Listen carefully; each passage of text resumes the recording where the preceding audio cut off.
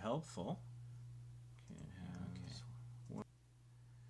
So, anyways, until somebody speaks up in chat with a request. Miller's Construction. How are Ray? So I'm guessing how is Ray? I guess that's the question. I'm doing all right. It's been a minute since we've done one of these live streams. So the last one ended badly. Quiet but clear. Okay, let me adjust my levels here and see what I can do about that. Okay. I don't want to totally max this thing out. Okay, is that any better? I can, of course, move my microphone closer as well. I recently reconfigured my setup here because I was doing some online training and I needed a lot more desk space. So I'm moving the microphone a little bit closer. I've increased the volume on the microphone itself. OBS has the audio is maxed out, so hopefully that's better. So am I still quiet is my question. Assuming you can hear the question. And if not, I can move the microphone even closer. Just fine. Perfect. And the microphone's called the Fine microphone. So there you go. That's helpful. It's on brand. It's a microphone that was actually sent for free as a review copy, which was quite nice. And there's a video on this channel where you can see me unboxing it. And it served me quite well. So far in the years I've used it, it's failed me once, which is not bad. So anyways, thanks for joining. And so yeah, last time I did one of these, it didn't go fantastically well. And the last half hour or so, I was kind of bullied a little bit in the chat. And so it was interesting because it gave me a lot to think about. Like I have a video on this channel where I talk about dealing with hate comments. But I think hate comments and bullying are actually kind of separate things I've come to sort of realize. Because I think the thing with bullies is they keep hitting you over and over and over again. Whereas hate comments, it's not so intense, I think. And so I encourage people to respond to hate comments in their comment section on their videos because it is engagement. You might be able to turn an enemy into a friend, and it gives an opportunity for you to kind of show what you're made of and stuff like that. So whether it's the troll having to get the last word in, coming back, giving you another view, giving you more watch time, giving you more interaction, or it's your other fans who might happen to see the interaction and see that hopefully if you're handling it, you know, with poise and with humor and stuff like that, then you can make a positive impression on that audience. Bullying is something a little bit different, and that's when it's ongoing, persistent, and I think part of the challenge is in the last live stream, it was like the last half hour and it was the only person talking. There were several people watching, but only one person was active in chat, and so they basically did not approve of my stream because I did not have perfect picture. And they didn't like the fact that I wasn't just sitting here reading whatever people wrote in chat. They didn't like the fact that I was actually helping people and doing deep dives, giving advice, action items, and things like that. And so I took a break from doing live streams for a while because this is something, I mean, I don't make any money off of this. I have some affiliate links down below, but these don't generally generate traffic to those. This is just me wanting to help people. And it was generally fun for me, and that's why I did it. And it kind of took the fun out of it for a while, and that kind of sucked. Ooh, Maria's here. Awesome. Sweet. And so having a mod in chat is possibly helpful in case we have another repeat of last time. So I don't want to too much doom and gloom on that, but it was just I decided to focus my efforts on other things like doing edited content. I did some lives inside the Facebook group. I did an office hours, which was just me answering questions. And I also did a collaboration with Rob from TubeBuddy where we did channel reviews using the TubeBuddy tool. And so that was a whole lot of fun. And I had some time today, kind of short notice, and I thought, you know what? I noticed a trend in our Facebook group. Amber Films, welcome. I noticed a trend where I reviewed like 1,000 posts or whatever over the last 2 days. And I was noticing that there was a tone in a lot of them. And I've noticed it for a while, but it kind of really just solidified for me. I put it in specific relief. And it was the sound of helplessness. It was people willing to cheat the system to get ahead because they thought that was the only way they could, which is not. That's how you get your channel terminated. It was people begging for views and subs and comments or whatever. People expressing frustration about the algorithm and all this stuff. And the thing that the similarity, the thread through all those that caught me was it seemed like people were expressing a feeling of helplessness.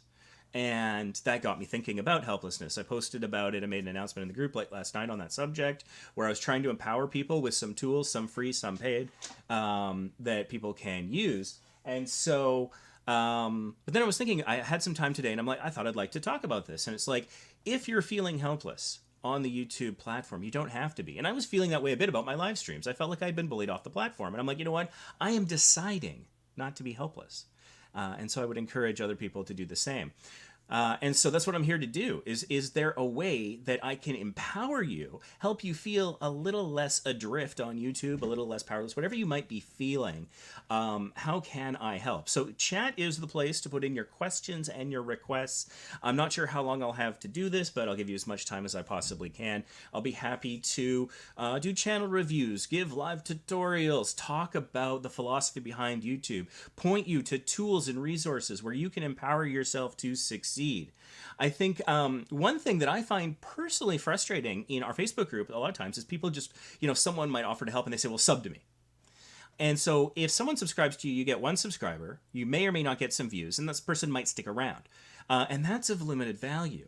But if I can show you how to go get 1,000 subscribers and the processes that'll save you time, get you more views, get you more interactions, get you more subscribers that you can then use going forward, I think that's way more valuable than just one subscriber that might not end up counting for much. So sort of a ground rule for these live streams, because it's been a while since we've done it, please don't ask for people to subscribe or watch you in the chat.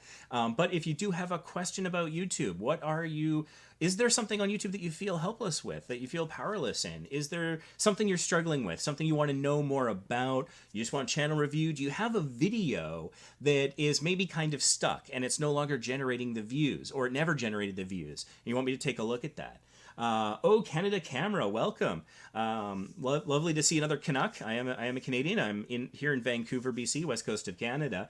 And so I do run the Small YouTubers Boost Facebook group, but I do also run a Canadian YouTubers group, which you can find on Facebook as well. So that's a much smaller community. It's got about 700 people in it right now.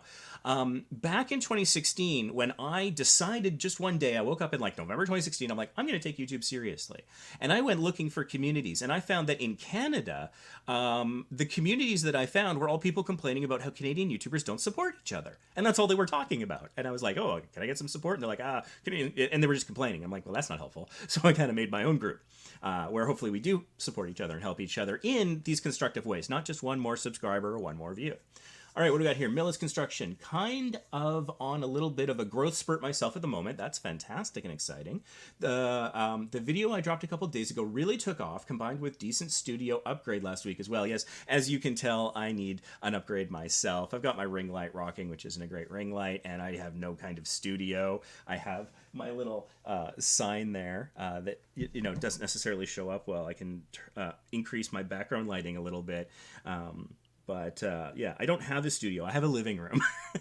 And that's part of my challenge. And people, they come at me in my comments and in live streams talking about, there we go. We can get some light back there. How's that?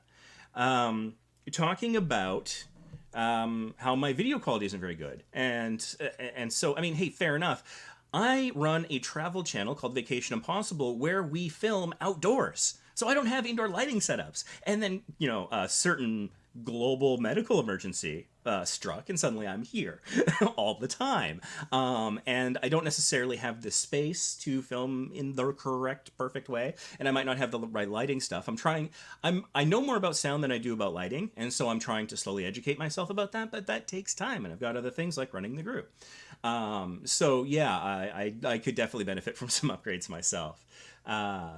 Woo, Canadians, yes. Unknown Lizard Daily Gaming News says hello. The Dog Grooming Nerd, have you heard anything more about Shorts monetization? They're adding the applause feature to paid creators, but I'm wondering if that means the watch time will count towards YPP once it's launched. I have heard some things, but I haven't looked into it, so I don't know that I'm fully up to speed, but it is interesting. They are talking about a beta launch in North America where you will have an option to basically click on something that will add something at the top of the short. I think it's sort of like a thumbs up or applause, and that would operate a little bit like a sticker or a super chat. But I haven't had a chance to look into the full details of that yet, so I'm not sure. But that's interesting, and that's one of those things where it's good to kind of be on the cusp and the leading edge, hopefully, of new things that YouTube introduces, because then if it does suddenly kick into monetization or they start supporting it big time, you're poised and ready to go. So I've experimented with a couple shorts here on this channel, and I've also repurposed that content on the Small YouTubers Boost TikTok as well.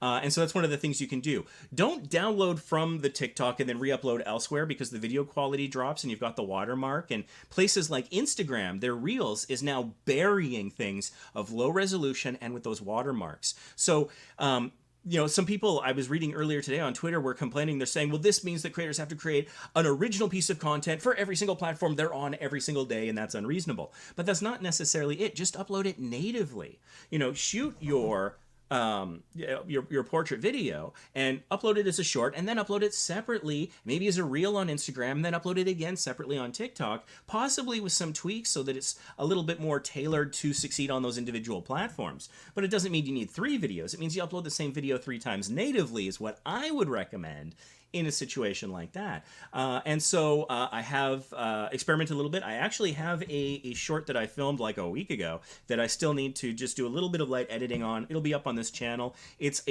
explaining click-through rate, CTR, in less than 60 seconds. So that's something you can look forward to. You know, subscribe to the channel if you're not already, and you can catch that when it comes out. It's one of those sort of more basics videos that'll be coming out.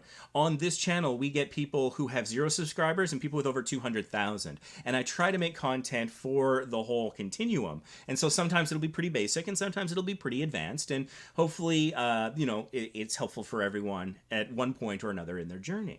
Sometimes it's just helpful to be reminded of things, I find. Even if I already know them, I sometimes need a reminder. Stupid Robot Fighting League says, nice beard. Thank you. I did trim it before today's thing. You know, give a fresh grooming right before going live so that I don't scare people away. Like I said, I've been getting a lot of hate lately for the video content, so I try to keep the visuals as pleasing as possible with what I have to work with. Draconic, I'm probably saying that wrong, says, hi, I'm Mills Construction, attempting to capitalize on as much as possible at the moment. That's great. And I think that brings up an interesting point that I like to talk about sometimes that I'm often asked is, how often should I change my titles or my description or my tags? And so the advice I give people, if you're thinking about, oh, I've got my older content and I'd like it to benefit from my new, you know, sort of burst of activity. If you're thinking about tweaking your titles, your tags, your description so that your older videos come up recommended on your newer successful video, that's a good idea, but I give you a metric that I would recommend you, a litmus test before you do it. If your old video is getting fewer than 100 views in the last month, then go ahead. But if it's getting more than that, it has some sense of momentum, and I wouldn't want to interrupt that. So if that's something that you were thinking about doing as a capitalization, that's something to keep in mind. However, that having been said, one thing that you can play around with without risking your momentum in the algorithm is your thumbnails. So if you want to test and try out different thumbnails, update old thumbnails, it will not break your momentum. That is safe to do. And so what that also means is if you have TubeBuddy, in particular the Legend plan, I've got an affiliate link down below. If you don't have TubeBuddy, go get it. But if you get a Legend plan, there are 2 things that are fantastic for this. One is A/B testing. So you can set a period of time, minimum I think 2 weeks, or 10 days I think is the minimum. And every day it'll switch out between 2 thumbnails. And it'll gather data about what thumbnail gets more clicks. And so at the end of however long your experiment is, 10 days, a month, whatever you want it to be, you can see which thumbnail performed better on a particular video. And that can be really important to turn those impressions into views. The other thing that's really quite great, I enjoy, is the click magnet that will analyze your thumbnails and see which ones are doing better. The ones with faces, are they doing better or no face? We get that question in the group all the time. It's different for every channel. So that's something to think about. And it'll also say like, oh, do your thumbnails with text do better than without? And what words? And if there is a face, what expression? you know, are people clicking on? Because every audience is different. People often think that there is one solution that'll work for everyone, for every genre, for every audience, and it doesn't work that way. If there was, everything would look the same, everyone would be successful, but then also YouTube would be bland and generic. So I kind of like the fact that it's a little bit more interesting than that. But to understand your audience and what they respond to, and the people that your thumbnails are being shown to as impressions, I strongly recommend ClickMagnet. It is awesome. It is worth every penny, in my opinion. Okay, so let's see here. Stupid Robot Fighting League says, Canadia, I guess. I guess that's how you would say that? Yeah. Unknown Lizard Daily Gaming News says, hi, mine is a corner of my woodworking shop. Just took some work and not much money. That's fantastic. I wish I had that kind of a space to operate in. Maybe one day when I'm rich and famous, you know, I can actually own a house and have some sort of editing bay that's more than just a corner of my living room, which is what I have right now. But that's really awesome. And that's an interesting, like, it just took some work and not much money. That, like, I want to put that on a t-shirt. It just took some work and not much money. Because I think that so much success on YouTube is found that way. I think that a lot of people come into our group and they're like, oh, I want to get more views and subscribers. And we're like, oh, here's some new things you can try or some things you can change. And they're like, I don't want to change. I want to do something new. I don't want to learn something. I don't want to download that tool. And it's like, so you want a different result, but not changing anything that gets you there. You just wanted a magic checkbox, like a setting somewhere that would make you famous. Oh, I forgot to check the I want to be famous box on YouTube. Silly me. I need someone to show me where the button is. It doesn't work that way. And so it takes time. And in some cases, it takes some investment of money. And so, like one of the things Roberto Blake was talking about not too long ago in some of his recent videos is, you know, reinvesting the money that your channel generates. Roberto Blake reinvests in his channel a lot. Mr. Beast, my understanding is he basically reinvests all of his YouTube proceeds, and he lives off of, I think, like merch sales or something. And so, like, I don't know much about Mr. Beast, but, you know, that's something to think about is what are you investing in yourself and what are you willing to change or try differently? I'm not telling you have to give up on your creative decision making, but maybe adding an end screen on every video is a good idea if you're not already doing that. You might not like the idea, but it works. It generates more subscribers, more views, and therefore more watch time. So that's just one small example. And that's free, really. You can make your own very easily. Now, if you want something that's animated, there's PlaceIt, which is fantastic. I think I've got an affiliate link down below. But there's free things that take nothing but your time. And then to go next level, sometimes you'll need to invest a little bit of money in yourself and your channel. And if you do it smartly, it won't be a lot. Like TubeBuddy's not very expensive. And, you know, you'll basically earn that back in revenue and affiliate links and other various things, sponsorships perhaps. And so, yeah, I love that. It took some work and not much money. A little bit of money and some hard work and investing of your time, learning, trying something new can pay off. The background light is much better. Cool. Glad to hear it. Let's see, Unknown Lizard, Daily Gaming News. Same here. A channel review would be appreciated. We've got our first channel review request. You ever watch Mystery Science Theater 3000 and the movie would start and they'd be like, movie sign? Should be like, channel review. All right, well, we've got our first channel review. Let's get into it. Now, what I like to do as a process here is I try to search like a total stranger because that's one way people will encounter your content. And I think we all think about the algorithm and recommended videos and search results and stuff like that. So you know about that. But what about people who might be searching for you this way? And that's why I take this different approach. And just two quick notes in case my YouTube looks a little different from yours. I like to make it nice and clear for everybody. I have mine in dark mode, which I love. It consumes less power, a little easier on the eyes.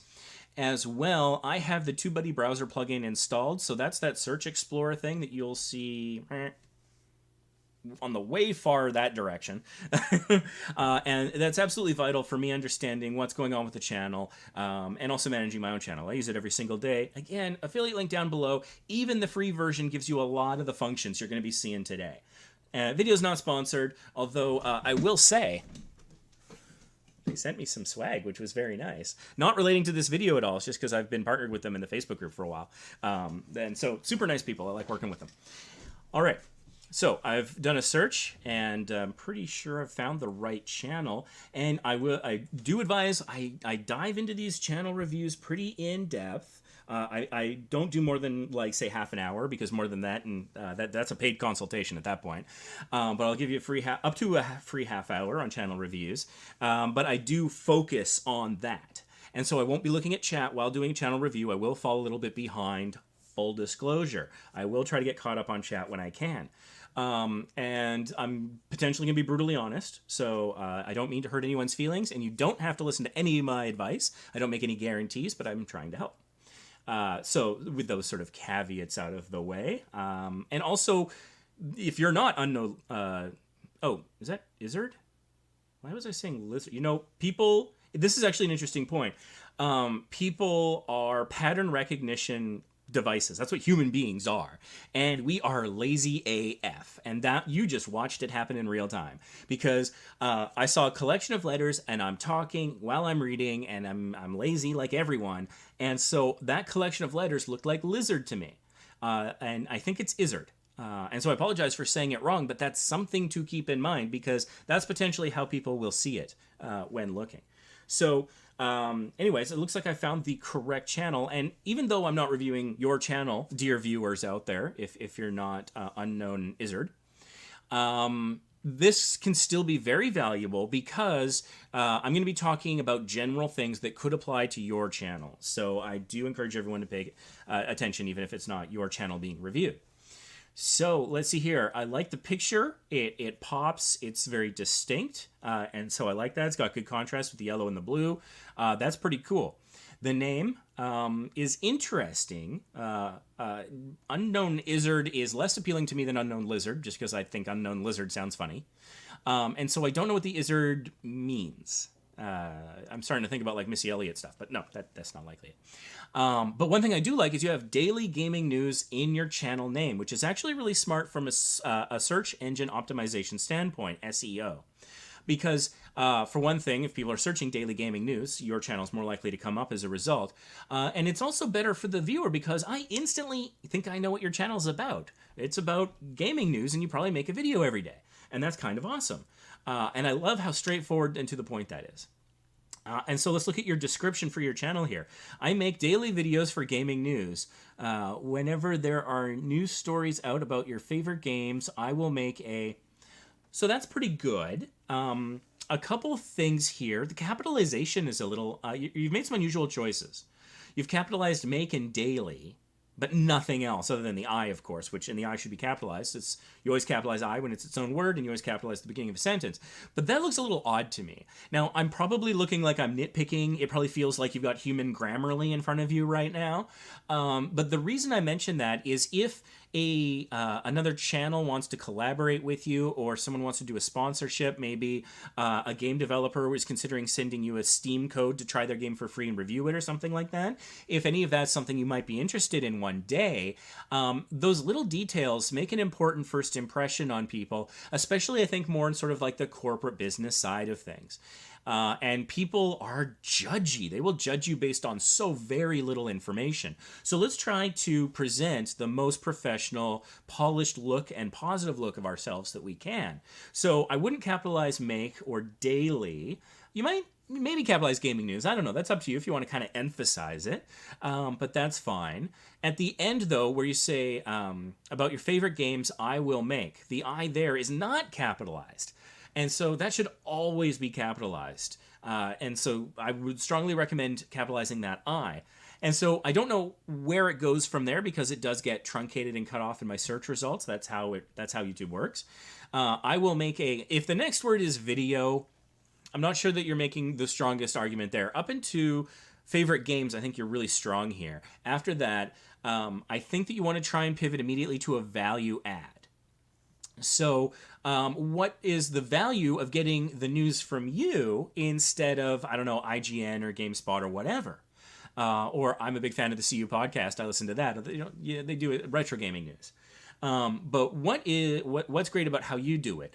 So do you show people how to save money? Do you show them how to beat the brand new game? Do you show them behind the scenes things, developer information, Do you put it in a broader context of the history of a franchise? What about it is your unique advantage that you give that other people don't? And I would put that right after talking about, your favorite games, and then immediately pivot to that value add.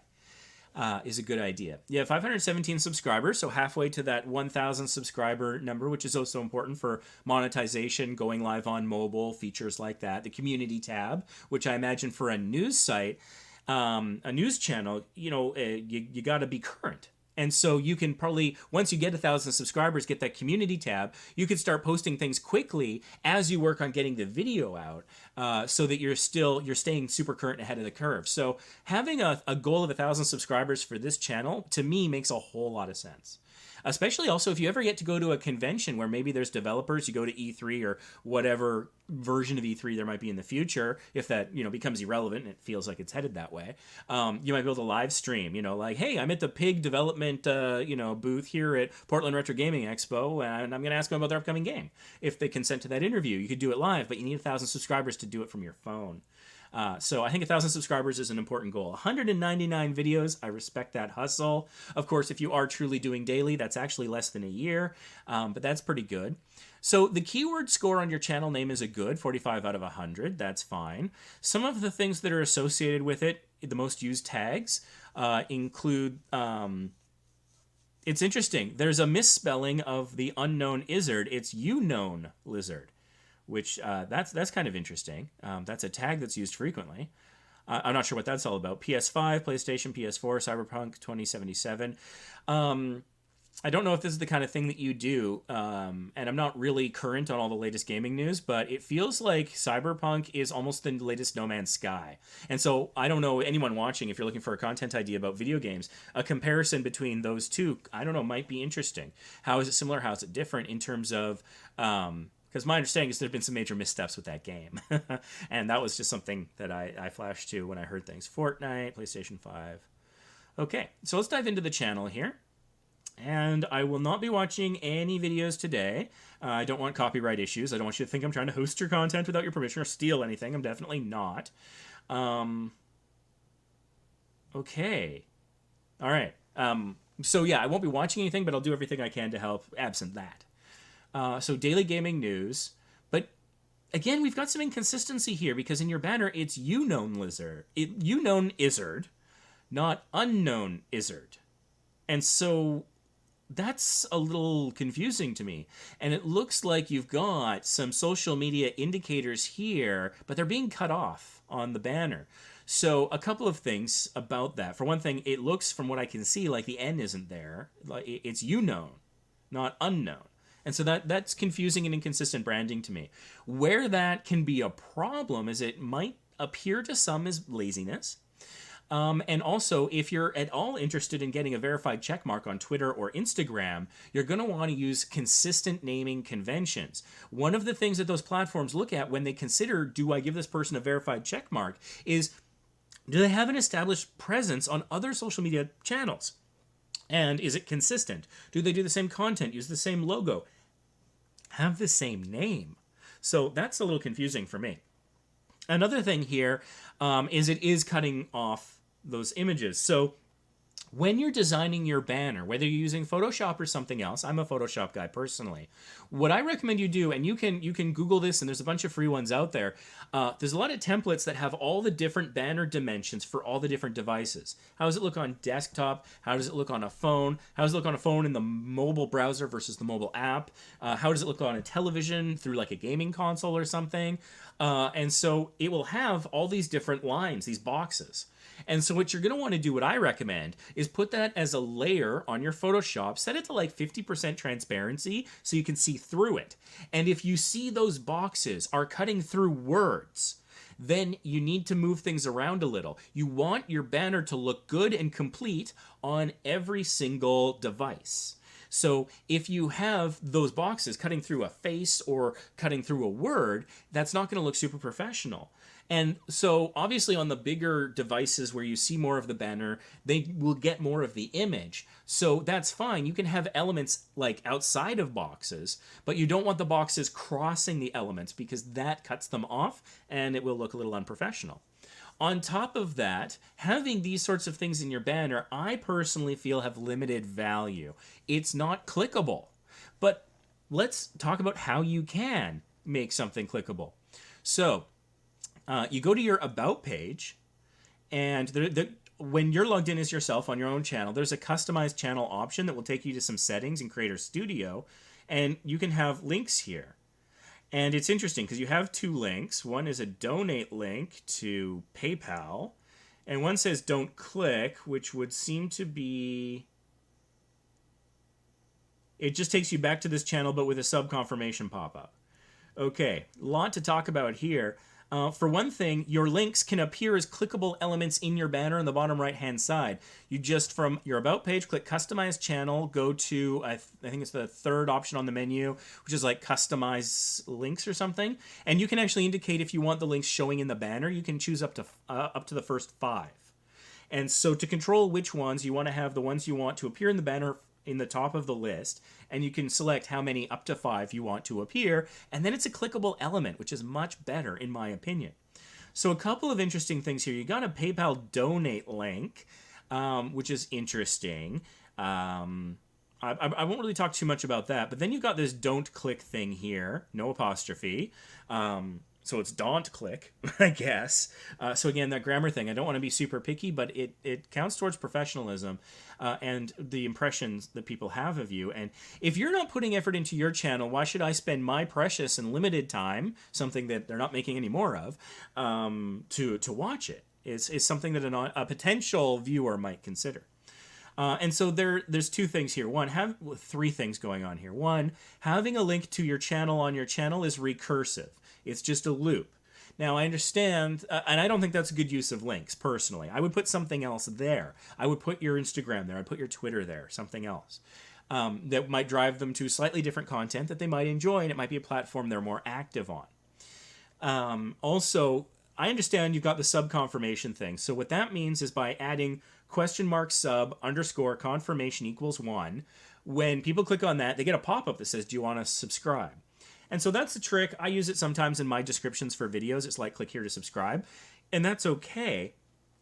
But again, it's recursive, but you're trying to trigger that pop-up. I get that. And so I kind of understand what you're going for with that. The other thing here is you're doing that psychology thing. I think this is something that TechHit Realm talks about. And he's actually he's actually sort of endorsed our Facebook group. He's recommended our Facebook group in some of his videos, so that's kind of cool. He's an interesting guy. Some of his videos are interesting to watch. But I don't subscribe to the whole reverse psychology, tell people not to click something and then they'll click it. But that's just me. Because I guess the perspective that I look at it as, let's say that you want to be financially independent and you want to make money off of YouTube. Let's say that that's your goal. Not everyone has that goal, but let's pretend for the sake of argument. The general consensus is that you're not going to make the vast majority of your money through AdSense. You're going to make it through affiliate links, sponsorships, things of that nature, maybe selling merch. So that generally means partnering with companies. And to partner with companies, I think looking professional is important. So having a don't click button, in my personal opinion, looks a little less professional if they were making sort of an assessment. I don't know that they would necessarily look that deep or that would really sway their minds, but I think that, you know, it's like, well, if you don't want people to click on it, why are you putting it there?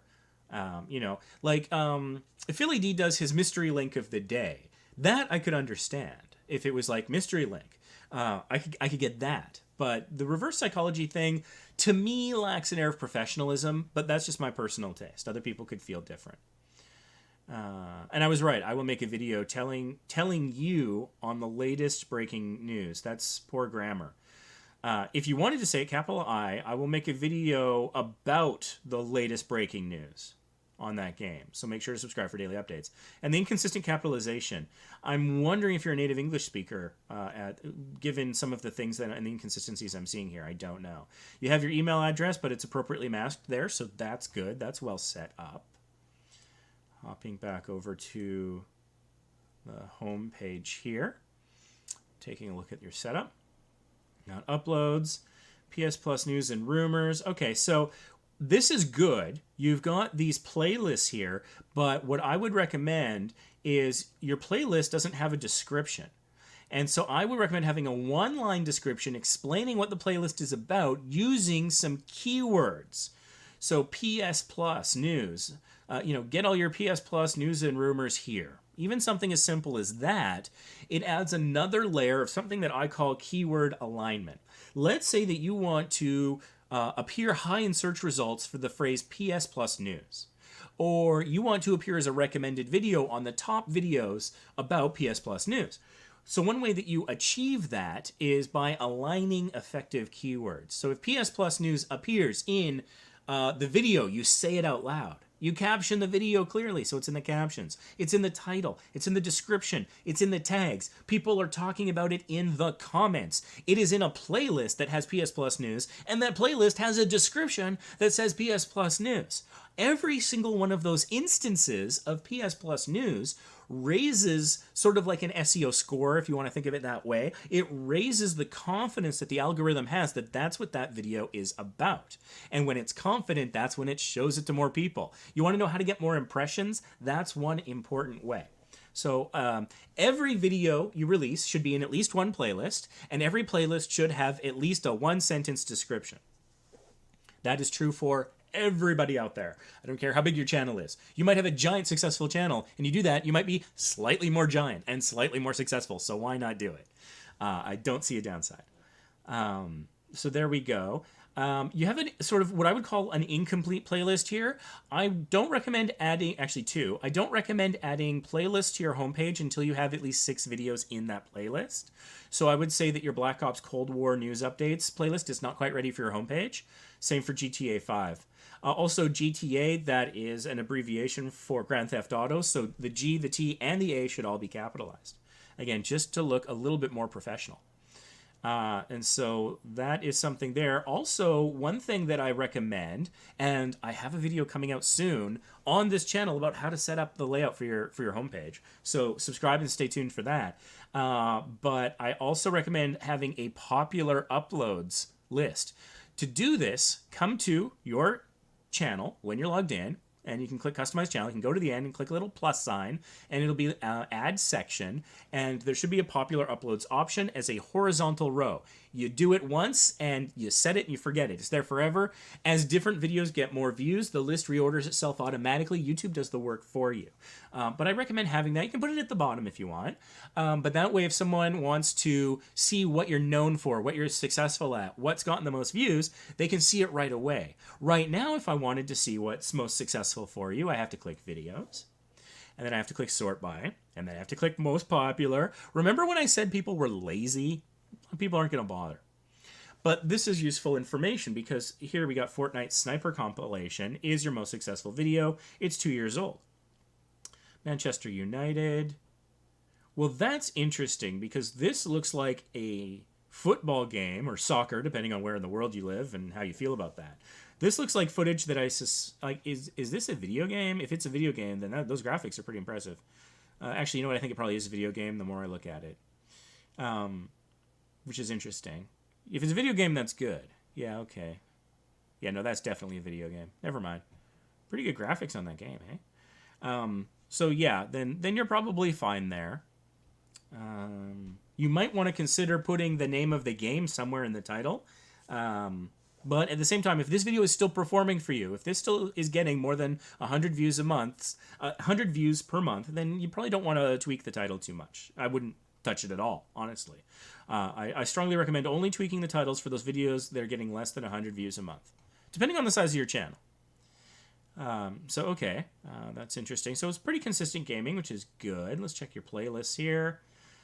Got a lot of playlists. That's fantastic. Channels. Okay, that's fine. All right. So that's a brief look. I'm just going to hop back into chat and see how things are going over in chat.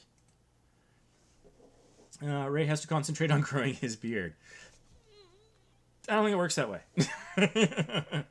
Does concentration grow the beard better? Do I have to think about it? Is it a mental game? Is that what how many views on each video would be considered enough to have a full-time career on YouTube?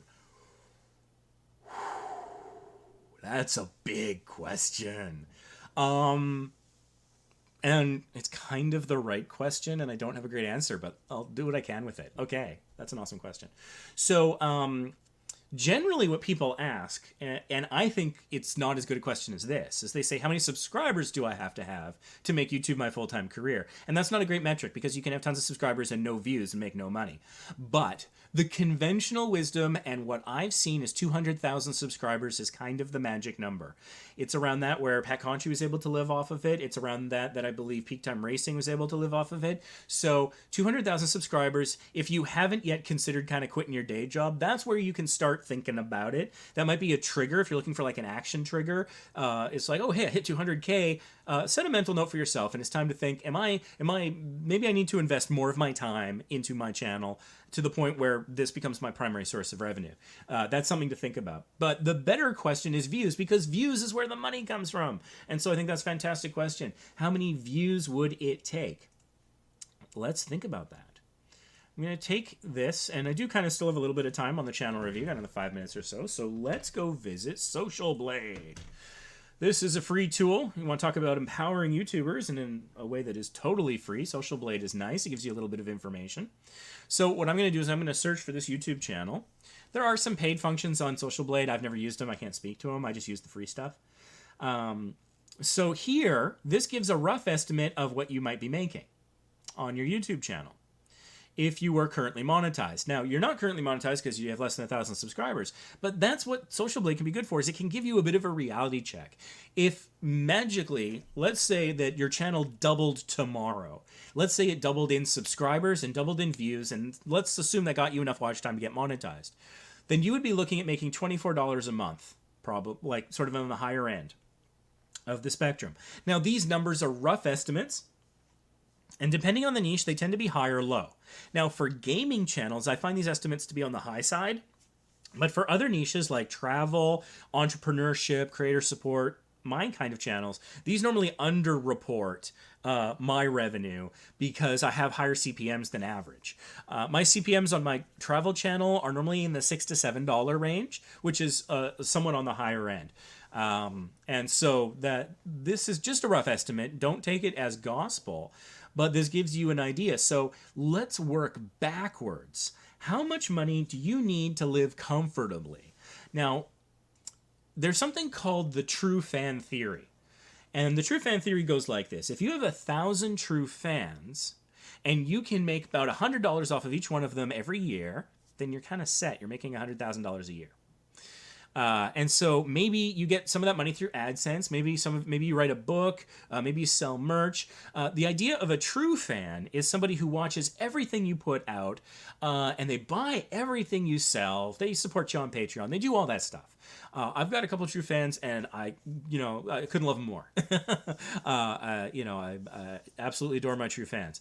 And so that is a number that's often thrown around, is $100,000 a year. Now, depending on where you live, that's probably, more than needed, but it's most people you can live comfortably off of that. So we could do this math backwards, right? So if you want $100,000 in a year, that works out to $8,300 a month. Okay. And so you're currently making, or would be currently making at current levels, let's say $12 a month. So you need to increase your earnings by a factor of 694. Okay? So your views, like your monthly views, let's not talk views per video. Let's talk about monthly views instead.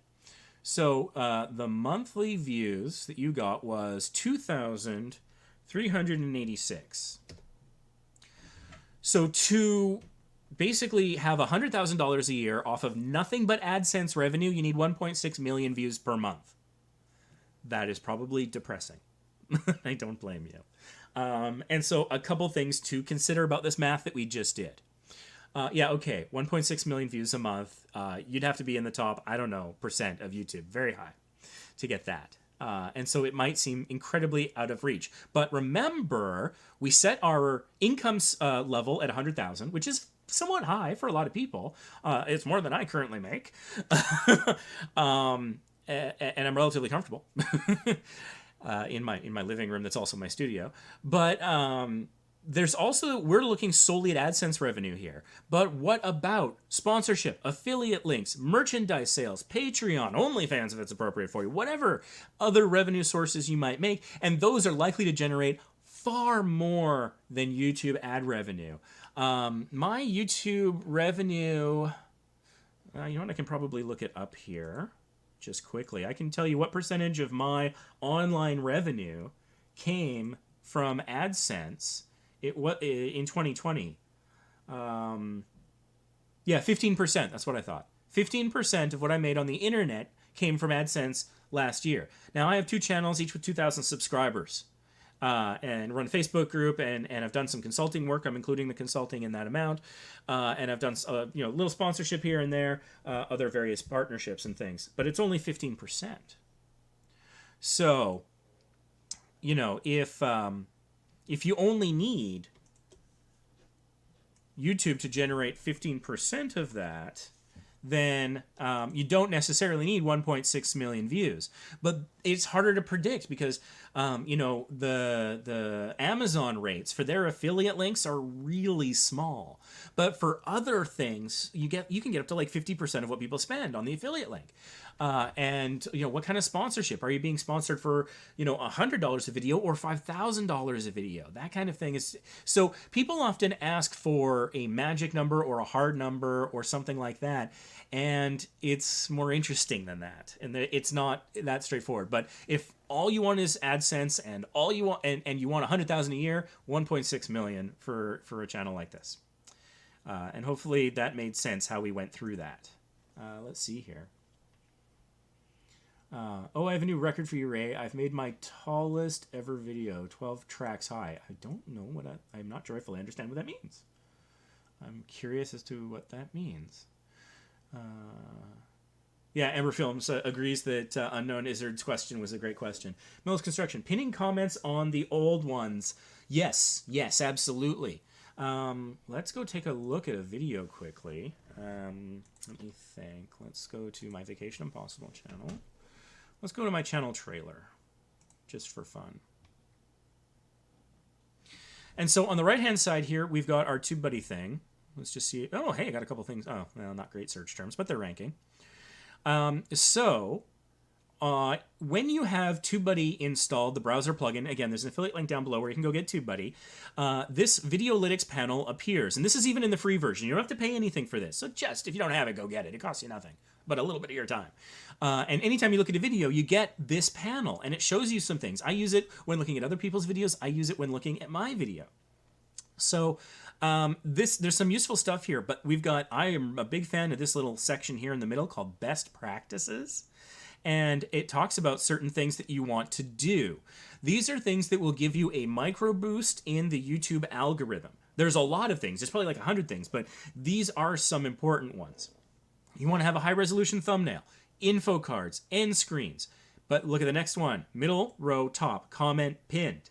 So if you should have a pinned comment on every single video. I've got one here from Achilles Melee. And so pinning a comment is good because it gives you a micro boost in the algorithm. It shows your community that you're engaged with your audience. I recommend pinning a comment from your audience, not necessarily your comment, unless it's giving like new context to the video. Like if I have an old video showing someone how to book a cruise online and the process is different now, yeah, I might pin a comment from myself just saying like, heads up, this is different now, check this video for the current version. But other than situations like that, I strongly recommend having someone from your community because it shows your community and your audience that you have strong community engagement. And when you pin that comment, the person who made the comment gets a notification and potentially an email, depending on how they've got their account set up, so that they might come back from the notification. Or at the very least, they'll probably feel appreciated and heard and acknowledged by the creator.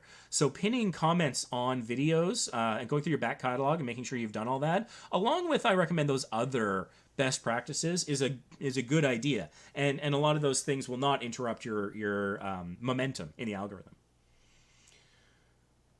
Thanks, Amber. Yep. Oh, cool. You're doing reviews. Me, please. Oh, my. Oh, boy. I got to be nice. This is one of my moderators, my volunteer moderators, who I got to say thank you, thank you, thank you for all your hard work. There are not enough thank yous on the planet for me to express how much I appreciate everything you guys do.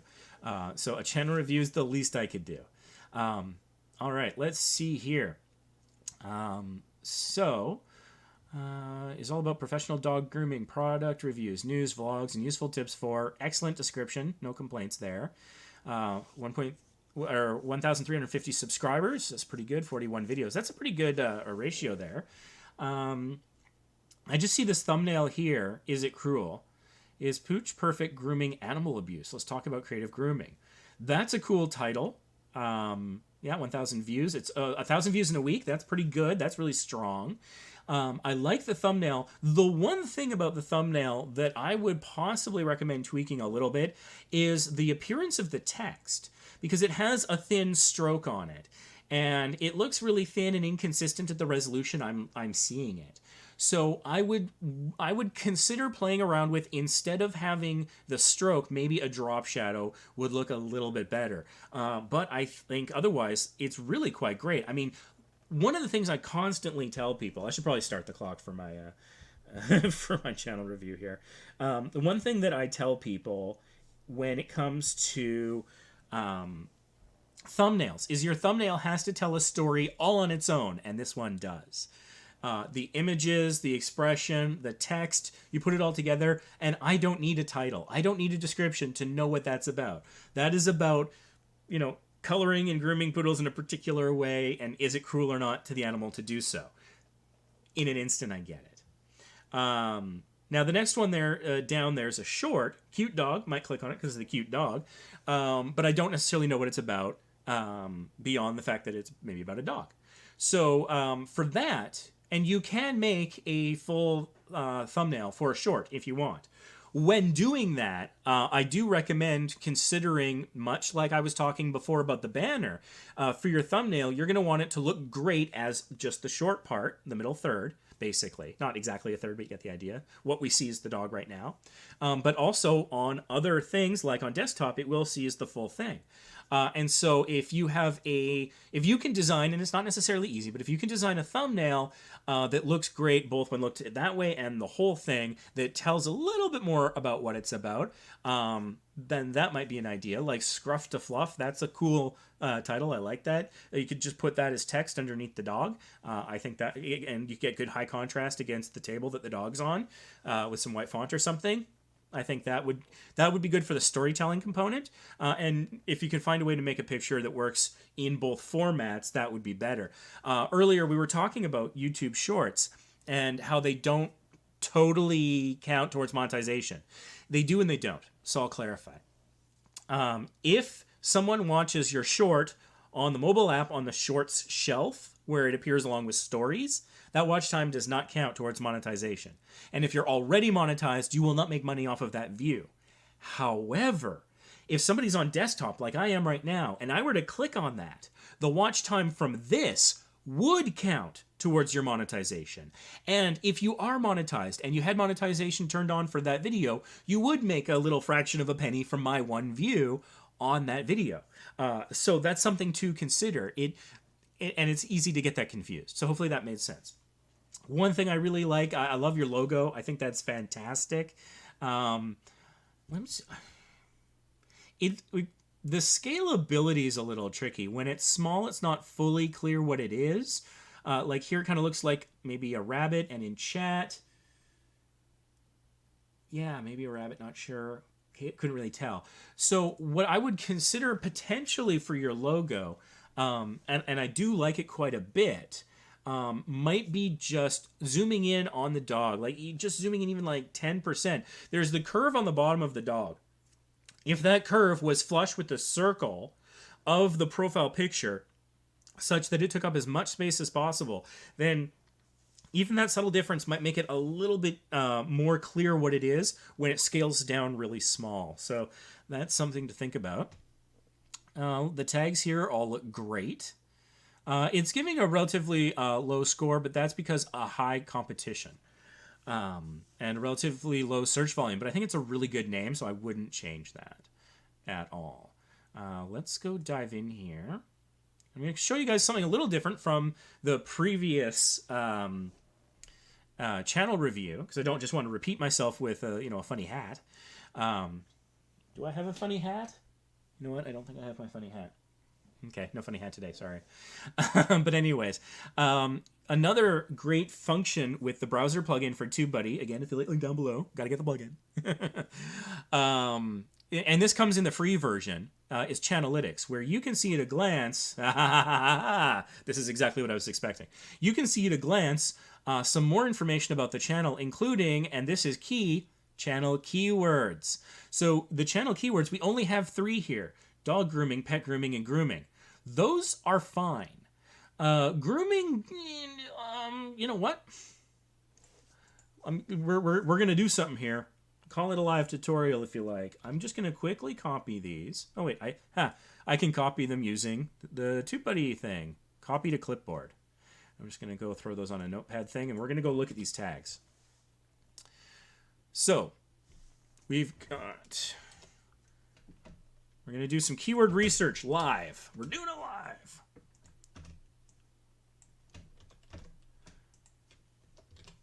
So you're going to want more channel keywords than just 3.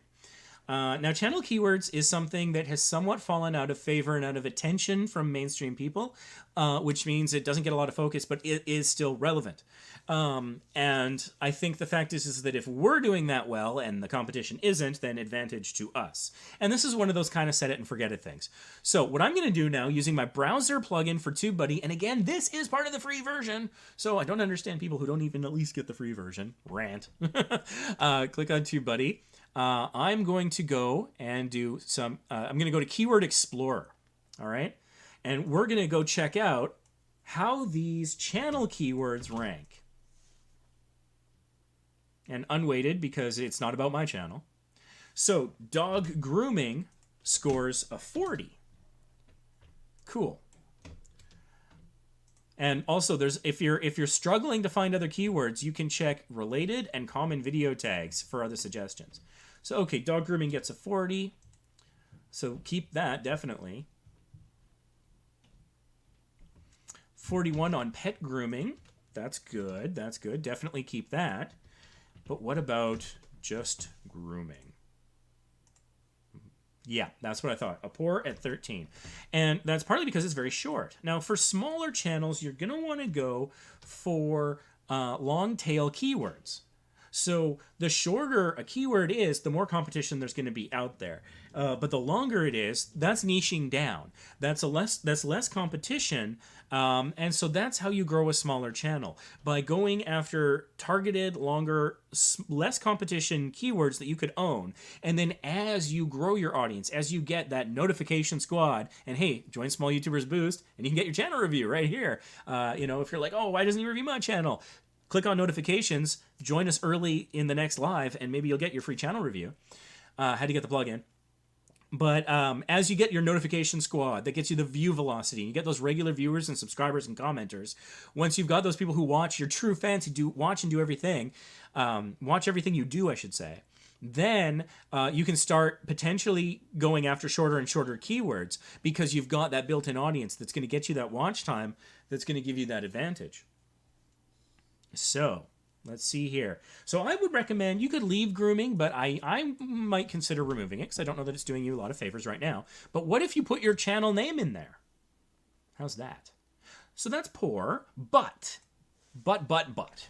even though it's only 15, I still recommend doing it because of keyword alignment. It's your channel name.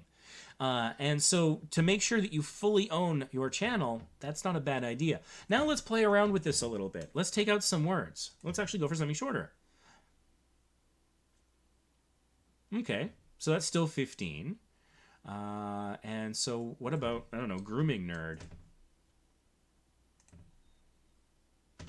Okay. But that is interesting. And so I would use this tool to come up with some more channel keywords. But I would recommend definitely putting your channel name in the channel keywords. and see how that goes. And get, maybe leave grooming in. I don't think that does any harm. Okay, I see what's going on here. There's a lot to talk about. The nerd up here in your panel, that looks very familiar. A certain famous YouTuber with 3 million subscribers who I've met personally, perhaps, maybe. It looks a little bit like that. To me, that appeals. I'm like, oh, that calls back to something that I already enjoy and like. I don't know if that's intentional or not. It's a little interesting because it almost has a white drop shadow on a white outline, which, but I think it kind of works.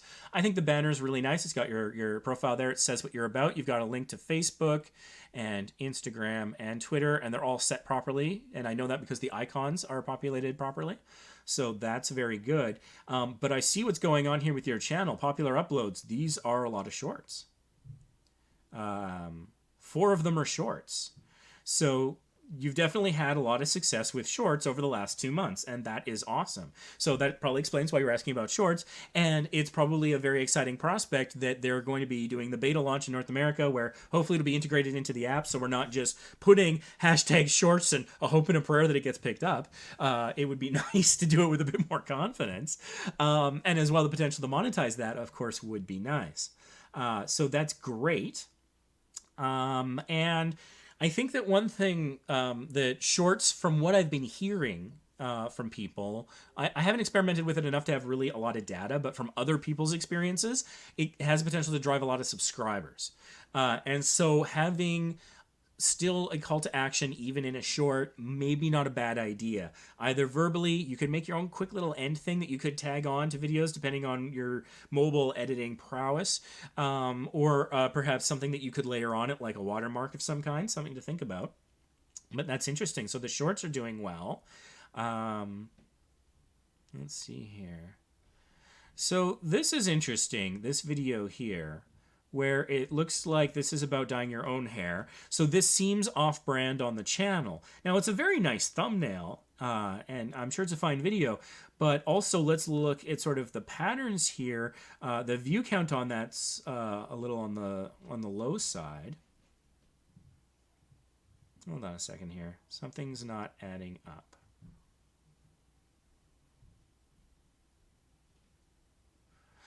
Popular uploads has your most popular video at 14,000, but you have 77,000 on this one here. So why isn't this showing at the top of the list? Is this the automated YouTube thing, or did you just make a playlist called Popular Uploads? Because also, yeah, there's weird stuff, like the 2.7K views comes behind the 2.5. So either this just needs refreshing, and maybe like the huge amount of views just recently happened and it hasn't updated. Sometimes these things do lag. Or I'm wondering, yeah, that's odd. Anyways, this one video here is a little off-brand. And so I would recommend, unfortunately, I'm sure it's a fine video, but I don't think it's helping your channel. Relatively low view count. I mean, it's a longer video, so it might help with watch time, but when people aren't watching, not really. And so for that might be, you know, sort of, I'm not saying don't have it, maybe not have it on your YouTube channel, maybe off platform, or if you have a second sort of lifestyle about me kind of a channel, then it might fit a little bit better there. But again, as the algorithm is coming along and looking at different things, and it's you know, trying to have confidence in what your channel is about, when it runs into one of these things is not like the other, it stops cold. You know, it's like it's like the scene on Dagobah in Empire Strikes Back, where, you know, Luke has his vision or whatever, stops the movie cold. It grinds things to a halt, and it stumbles, and then it's like, whoa, I was confident, now I'm not so sure. Maybe I don't want to risk showing this to as many people if I'm not certain. So, and then that's unfortunate, because I understand from like an artistic standpoint, we're more than one thing as people. And if we're just putting out the same thing all the time, that's a big part of where burnout can come from. And so it's a question of prioritization. But I want people making informed decisions. So if I decide to do multiple genres of content on one channel, I'm going it alone. The algorithm will not be my friend on the journey. It won't necessarily be helping me as much. And so if that's a choice somebody makes, that's totally fine. But if you want that help from the algorithm, if you want, you know, YouTube to be supporting and promoting you, niching down is a key part of that. So that's interesting. Okay. Just looking here also, this video here, essential oil goodness for dogs, for all dog kind. So I'm wondering about, you know, it's kind of a cute, fun title, but I'm wondering about how that would score in TubeBuddy. So that might be worth tweaking. So I'm just looking at like the disparity between these really high and low view videos, how we can get those low ones brought up a little. For one thing, and I think this is this bears fruit. This is a little obvious, where the focus is the cute dog, you get the views. But on that one, the focal point is the product. And so if you were partnering with the people, if they sent you that or something, I can understand that maybe you made that choice as part of the arrangement. But if it wasn't necessarily like that, focusing on the dog instead of the product might be more effective to get the views. So, and when I say focus, I mean literal, like photography focus. Like if the dog is crisp and clear and the bottle's a little blurry, that might be a good thing. And not like artificially. Don't blur it like you're concealing it, putting a black label. You have to watch the video to find out the name. I'm not fond of that. That feels clickbaity. And I think a lot of people will not click as a result. Personal feelings. But if it's naturally blurred because the camera's focal point is the dog, then it creates a mystique that's organic and not clickbaity and not salesy, if that makes any sense.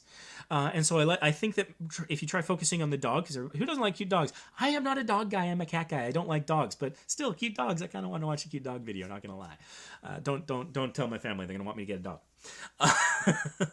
I'd rather have a cat. But anyways, the other thing on that is that the text on it was a little hard to read. So when I glanced at it, I thought it said pet certified, as in like, oh, my dog likes it.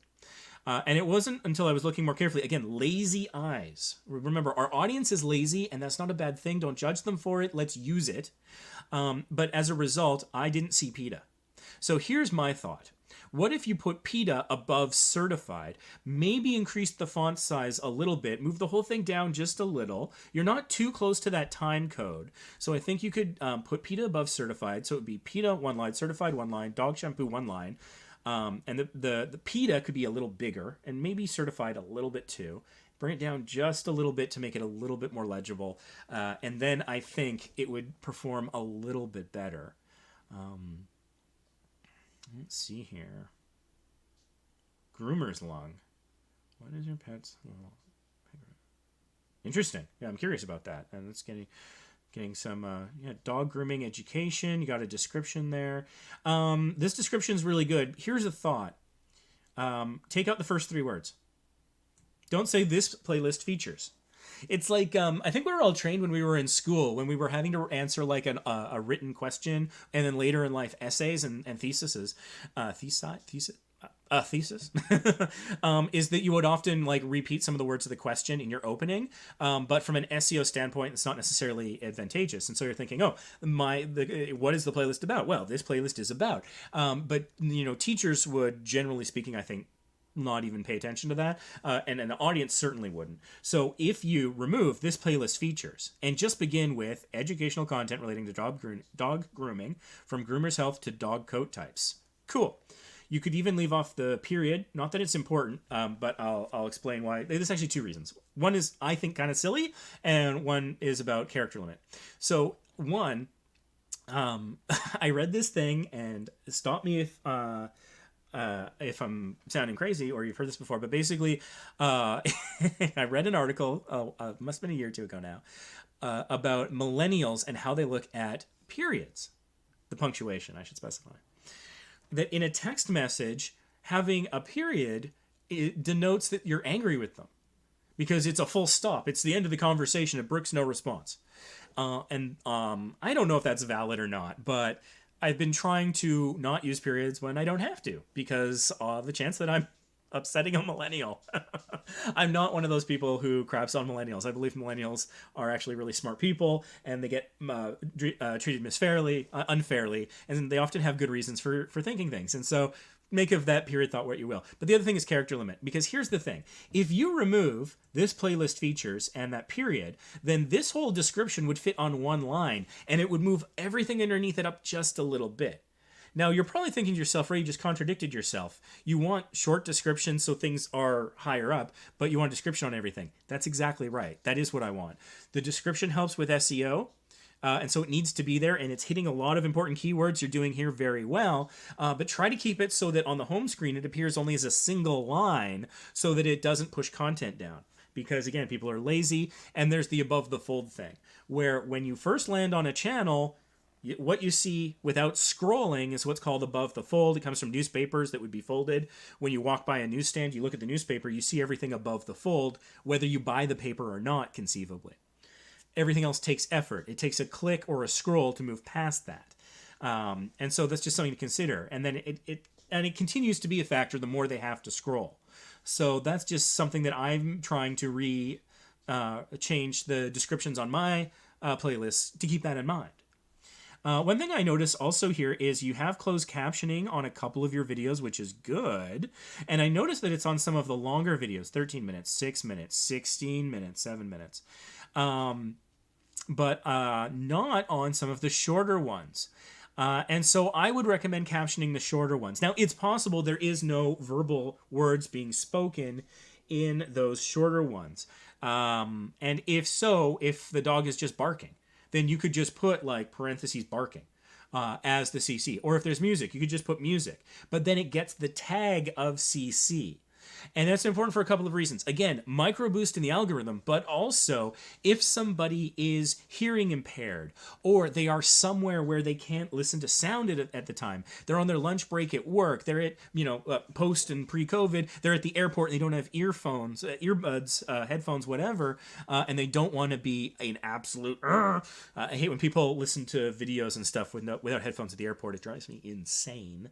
And so they don't want to be that guy. And so maybe they're not going to click on it because of fear that they'd be missing out. But if the closed caption tag is there, and even all it says is music or barking, at least they know that they're not missing out on something, that they're not missing out on some really important voiceover or something. And so for these really short videos, adding those closed captions should take virtually no time at all. I think that would be a good idea. And again, looking at this kind of odd video out of this 153 views from a month ago, no captioning on that. And it's a 9-minute video, and so I know captioning longer videos is hard. I hate doing it myself. What you want to do is, once YouTube hopefully auto-captions it, and I have no idea what triggers that. If you know, let me know in chat, or if you're watching the replay, let me know in the comments. What do you think triggers auto-captioning on YouTube? I'd love to know. And then just go in and edit what is already there. That's a whole lot easier than typing it all out from scratch, in my opinion. That's one way that you could kind of do that. Let's take a peek here. What else do we got going on? So you got uploads and popular uploads. That's all good. I'm very curious how the most popular shows here. Where's the 77K view? It's from your channel, right? Like, it's not like it's something on a playlist from another channel. Is it? No, that's you. Why is it not showing? That's strange. Okay, so it's too short to add an end screen because it's a short. That's fine. You could still go in and add an info card. I'd recommend doing so. And also, it hasn't been liked on Facebook. You're a moderator of a giant Facebook group. Might I recommend sharing your cute dog video and getting somebody to click like? And of course, something this short, clicking chapters is not practical. So that's fine. So Scruff to Fluff, that's ranking. That's cool. It's interesting that some of the other things aren't here. West Highland White Terrier.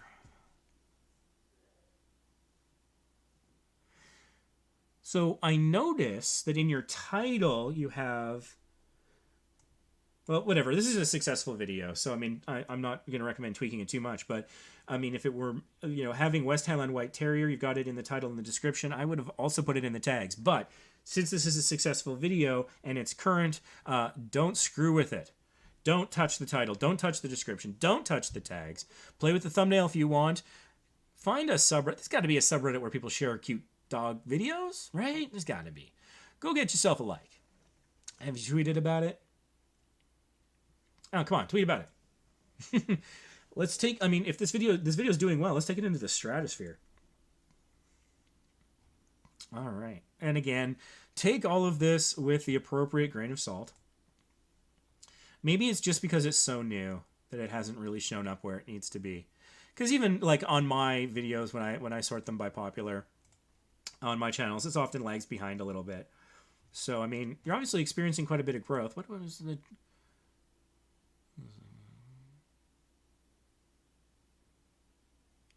That's interesting. So on January 25th, you got 70,000 views. I'm suspecting it's that one video there that did that.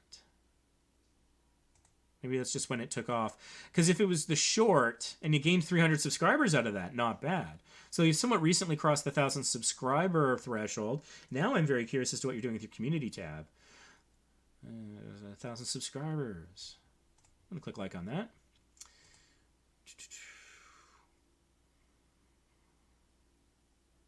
What do you like to see more of? Product reviews, grooming tutorials, dog grooming education, sit-down chats, what topics? Interesting.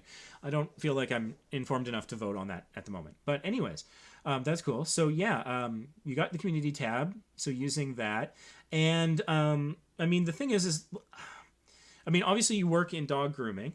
And so you have, I think, opportunities to take a lot of cute dog pictures.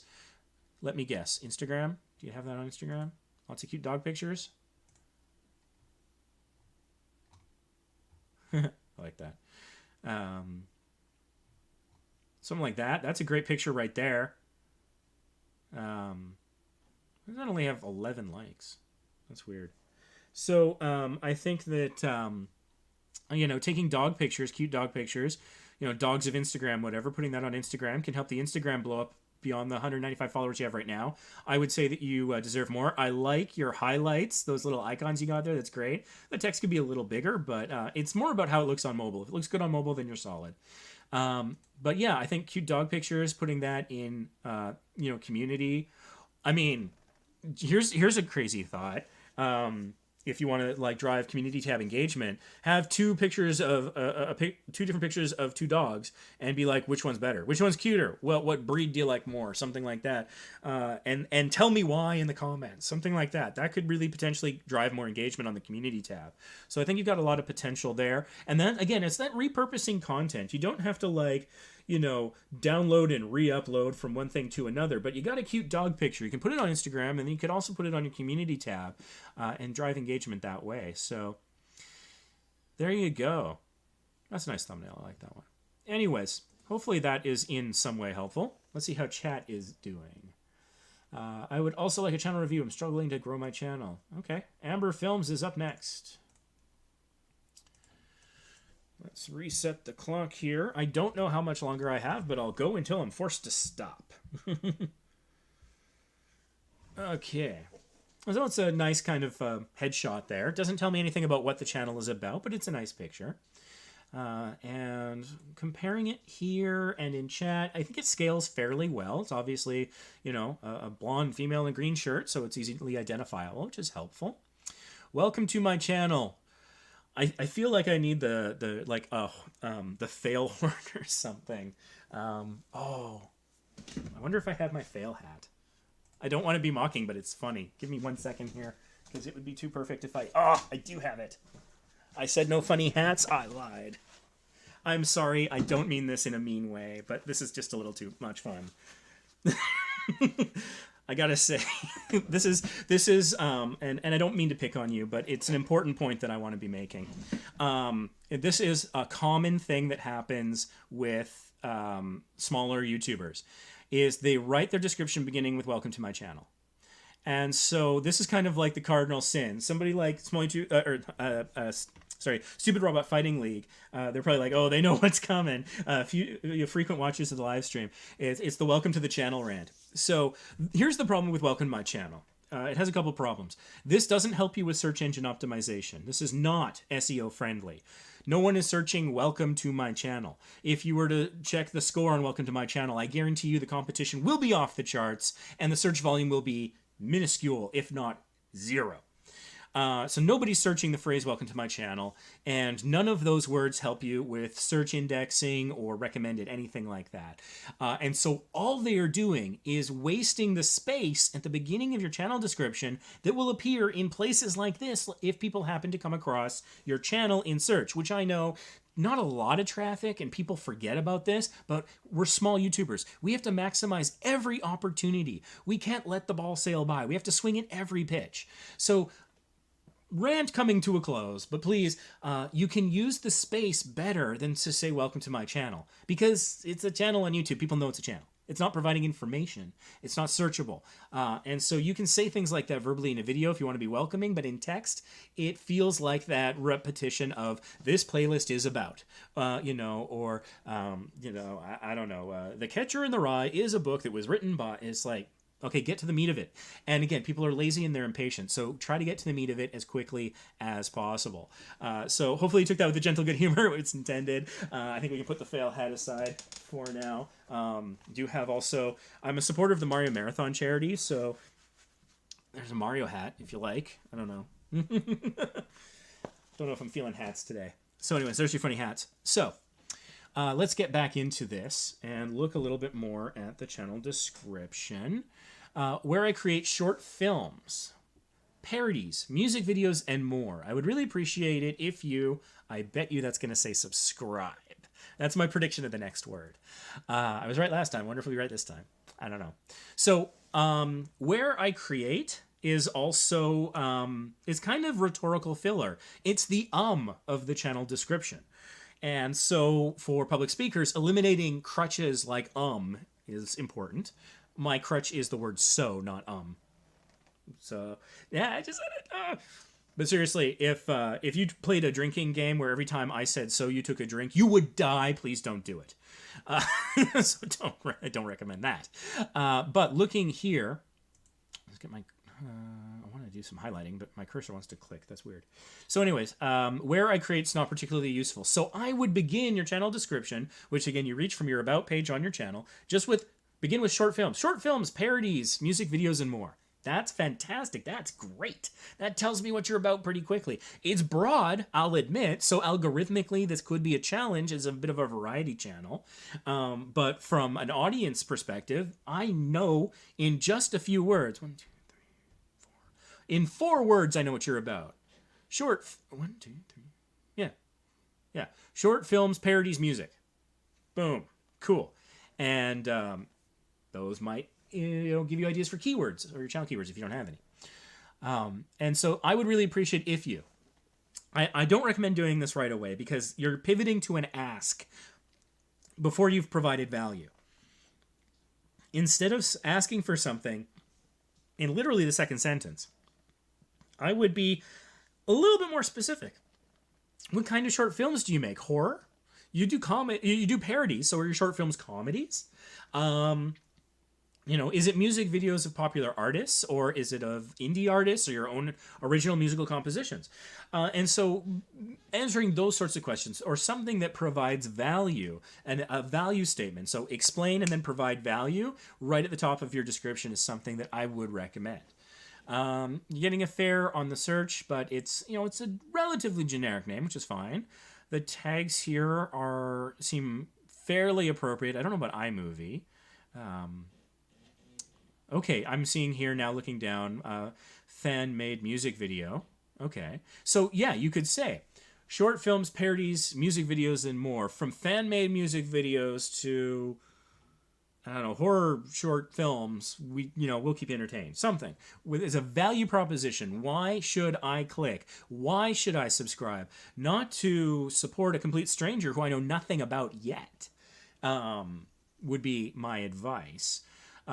So the Wonderland thumbnail looks really good.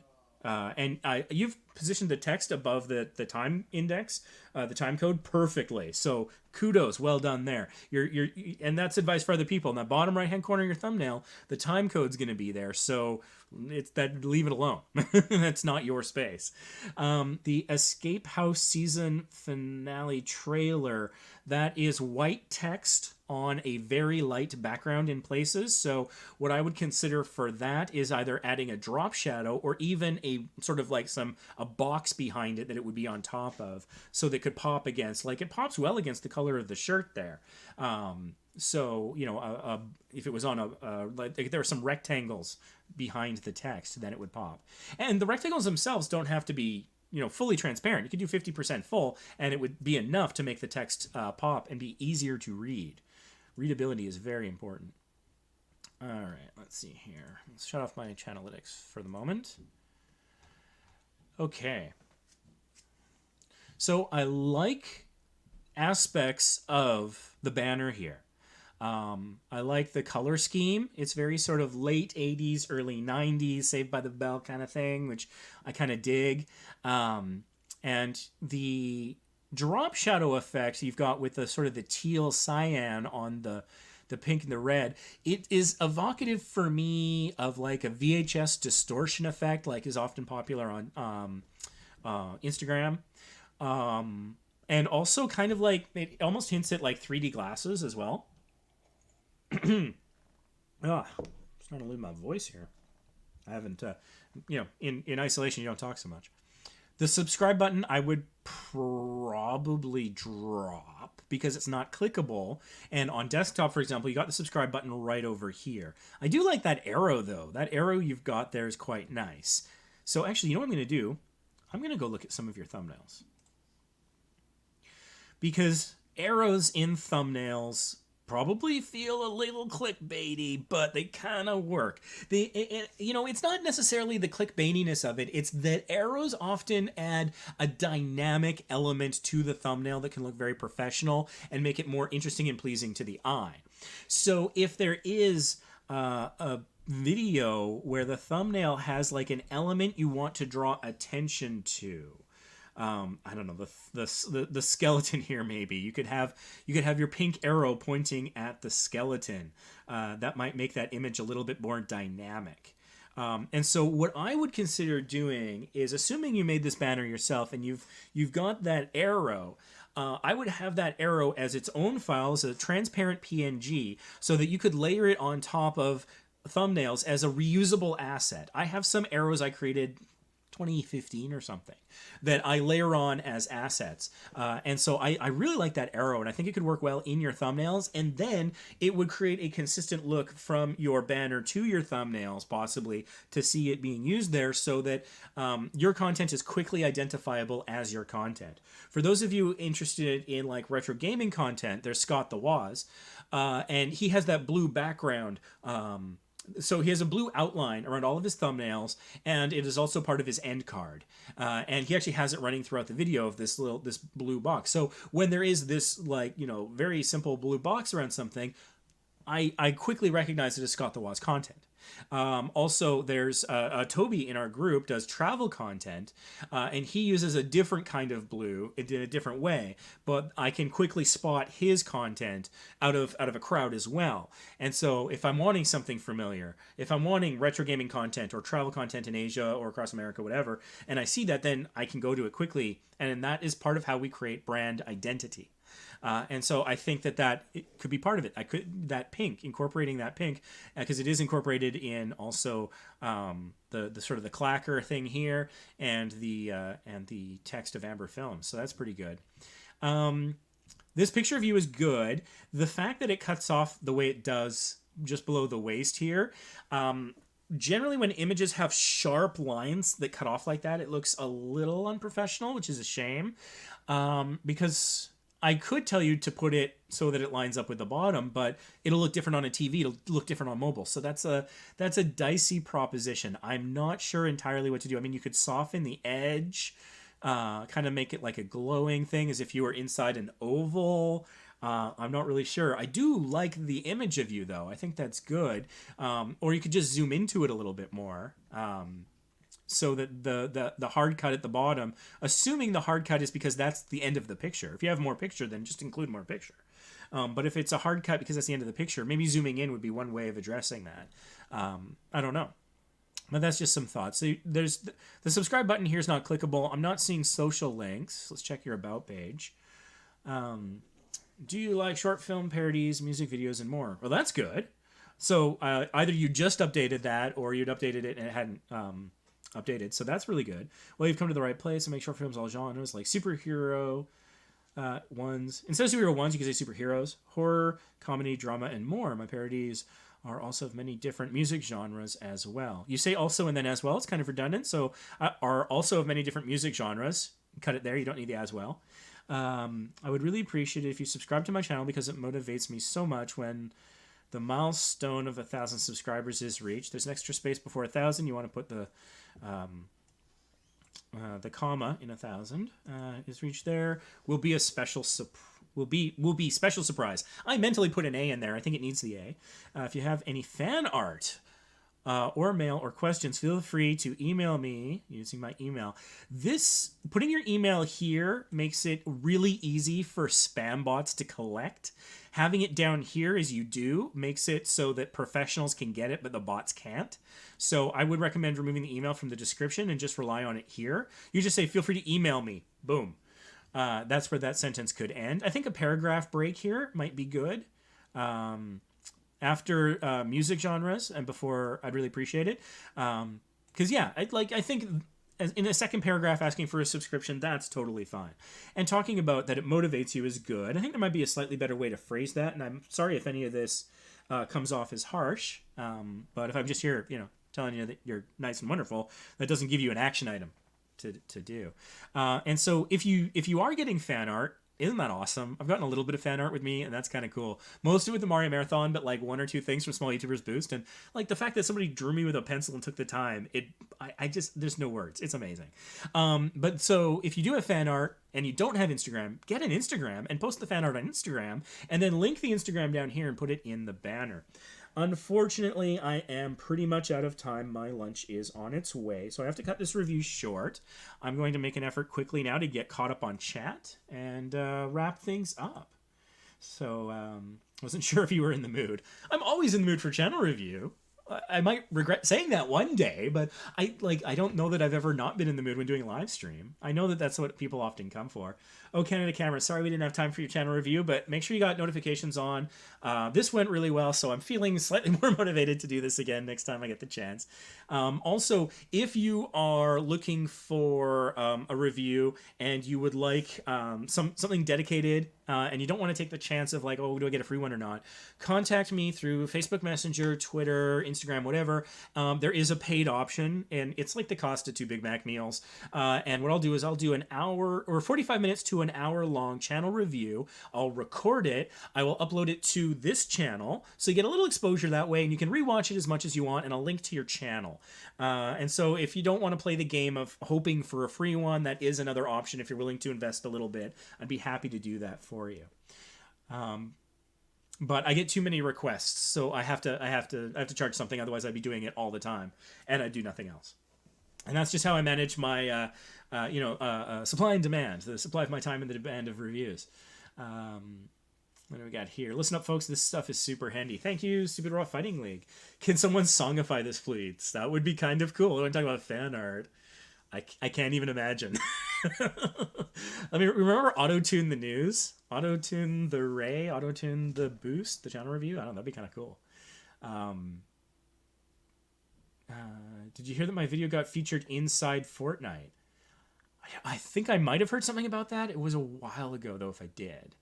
If you end up getting through that many channels, I'd be happy to have you check out mine as well. Yeah, sorry I ran out of time. This is great. Glad to hear it. I do sometimes worry that my criticism could come off as harsh, but it's how we grow. And so we can't get to a better point without changing something. Trying something new. Changing something we used to do. Adding something. Whatever. More requests for channel reviews. Sorry, we ran out of time. Is giving so much knowledge. Thank you so much, The Buried Wealth. I do find, if you're a financial channel, I find those interesting. Every now and then I go and I lurk on a financial channel for fun. The good thing is everyone can take all this information, adapt it to their own channels. Yeah, that's the thing. A lot of the stuff is universal. I find when I do channel reviews, I repeat myself a lot, and I don't mind doing it, but because that also shows me that people are getting value, even if it's not them. I always learn a thing or two listening to these streams, which is awesome, and thank you so much. I just stare at Ray's beard. I got to frame myself up so the beard is more prominently featured, so you can do that. Did you know that Ray's Beard is sponsored? Yes, John is a Patreon supporter. I even did a picture one time where I wrote John, he's the guy who runs Stupid Raw Fighting League. I wrote John on a Post-it and stuck it to my beard as a sponsorship. I kid you not, if he wasn't a Patreon supporter, I would probably be only rocking a goatee right now. And I don't even know what that says about me. Let's see here. If you're curious about my Patreon, it's mostly focused on travel, but I also post about YouTube stuff a little bit more, and that's patreon.com/vacationimpossible. There's a $1, depending on your currency, but there's a $1 month tier and a $3 month tier, and both tiers include discount codes of the equivalent amount for my merch. So I need to create a discount code for Small YouTubers Boost merch because we have merch now, because I turned this into merch, and I think I'm gonna order some samples for myself, because I literally made this merch so I could order it, because I wanted something that has that my little watermark that I think would look pretty cool. So anyways, that's a thing. I think if you want, in the about section for this channel, there's a link to the merch. I heard Ray's beard is insured for $1 million. $1 million what? Pieces of lint? Pulls in a sweet $1 a month. Yeah. Wow, great advice here. Thank you, Amber. Thank you so much. 12 tracks of simultaneous video in the timeline. Oh, that's what you mean by stacking on the editing timeline. That's, yeah, I've had a few that went nearly that crazy. I don't think I've hit 12 though. That's impressive. I respect the commitment, and the scrolling that you must have done, or like a giant monitor at like super high resolution. People waiting for a review. Yeah. How many people are left? How long is discussion about a channel? I cap it at 30 minutes. I forgot channel keywords were a thing. Most people do, and that's part of what I'm here for. Is I want to remind us about those things that other people are forgetting, because that's where we can have a competitive advantage. That's where the other people are not competing. So let's be competitive there, because it's low effort and it's often set it and forget it stuff. My channel has a few off-topic videos as I'm off work due to lockdown, driving me mad as I can't make proper content. Yeah, that's gotta suck. If you have pictures of dogs and stuff like that, sorry to hear about being off work. Affiliate stuff is something to consider. We can talk in the mod group about things we can do there that might be able to help out. Roughly a year behind in my edits. That used to be my problem. Although, actually, yeah, I have some things from August that I've been lazy about editing. Homeschooling, hanging in there. Yeah, I hope this kind of stuff helps. And, finding communities where you can share your content, whatever you're going through, can be really help. So, finding a subreddit, tweeting with effective hashtags, and TubeBuddy can help you find those things, even the free version. So I know a lot of people are going through a lot of things right now and struggling. And so if any of this helps in any way, then really hope. Keep starting sentences with and it kills me when doing closed captioning. Oh my God. Yeah, I never want to strangle myself so much as when I'm captioning myself. I'm like, for the love of God, man, stop saying so. Time travel and just slap myself. All right. Being cut off at the hips is kind of weird. Maybe a fade, yeah. Mobile looks really good. On desktop, it's weird. Hey, that's cool. And mobile is kind of seems smash the like button in the face. That's right. You know what? That like button said things about your mom, so smash it. Don't punch the subscribe button. It said things about your, I don't know, hairline. And that bell. Oh, you don't even want to know what that bell was saying about you. So anyways, I gotta wrap up. Thank you guys so much. I do really like having an action item for people at the end of my live stream, so that you can go immediately from here to go do something that might better your channel. And so there's a lot of things that we talked about today. I think one thing, just because I'm on this screen right now, and because I am the creator of Vacation Impossible, I kind of like your mission, if you choose to accept it, is to go and look at your about page with a critical eye. And really, I'm thinking about the links. Look at what things you are linking to. Did you create a TikTok and maybe you haven't linked it yet? Go and add it. You can create so many links and then sort them in order. What do you really want to drive people to? Where are you making your money? Where are you finding success? What platforms do you want to drive people to other than YouTube that support you as a brand and as a creator? And put those at the top. And then what I would recommend is have all 5 links up there on your banner. But I recently did this with both of my channels, this one and Vacation Impossible. I went and I re-looked at all my links and I resorted them because things evolve over time. And so now hopefully the more effective stuff is at the top and it is a more complete list. So I do recommend that. And if you want to see how it looks, check out the about page for this channel. Go check us out. I made a TikTok where I made fun of Sub for Subbers that I'm kind of proud of. So maybe you want to go check that out just to plug my own content. But anyways, thank you so much for tuning in. This has been great. It's great getting back to these lives, and the response was so positive. So thank you so much, and I hope this was helpful. This will be rewatchable. So if you came in late or you missed something or you might forget something, you can go back and rewatch it. Somewhere between I think 40 minutes to 2 hours or something after the broadcast ends is once YouTube will process it enough that you can rewatch it as needed. So please do so. And thank you so much for watching. And hopefully we'll see you in the next live. Also in our Facebook group, Small YouTubers Boost. What's for lunch? I'm getting cheesesteak. I love cheesesteak. I'm so excited. So on that very excited note about my lunch, thank you so much for tuning in. We'll see you next time. This live stream will self-destruct in 5 seconds.